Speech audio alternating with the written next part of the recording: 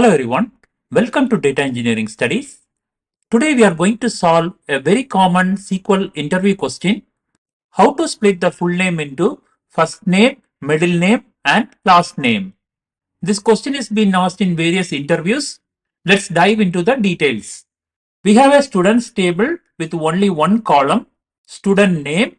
The student name contains the full name. For example, John Smith has first name and last name. Emma has only first name. Michael James Brown has first name, middle name, and last name. Sophia has only first name.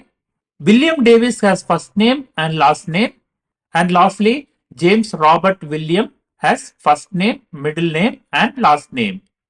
Our task is to separate the first name into three columns: first name, middle name, and last name. If a record doesn't have middle name or last name, we are going to populate null. I hope the question is clear. Now let's see how to solve this in MySQL. The key to solve this problem is to understand substring index function. Let me explain substring index function with simple examples. This function accepts three arguments: a string, a delimiter, and a count. For John Michael Smith, if you provide the delimiter as space and count as 1, substring index function split based on spaces and gives everything before the first space. Before the first space, we have John, so we will get the output as John. If you give count as 2, this function will return everything before the second space. Our second space is between Michael and Smith, so we will get the output as John Michael. When you give minus in the count, that means count from the right. Count -1 means split by space and give everything after the last space. So we will get Smith as our output. If you give the count as -2, that means split everything by space and give me everything after the second to last space. So we will get the output as Michael Smith. I hope you understood the substring index function. Now let's get into the implementation. Here is the create statement and insert statement for our students table. And here is the select statement. Let me run this query. We got the full name for all the students. Let's implement the solution. First, I'm going to select the student name. Next, we need to print the first name. In order to do that, I'm going to use substring index function. Substring index. My first argument is the student name, delimited by space. In order to print the first name, I'll mention the count as 1. So give me everything before the first space. That way we will get the first name. I'm going to alias it as first name. Now we are going to print the middle name. For that, the name should have two spaces.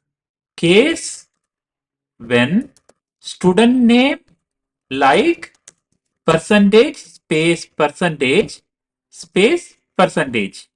If the name has two spaces, that means this name has middle name.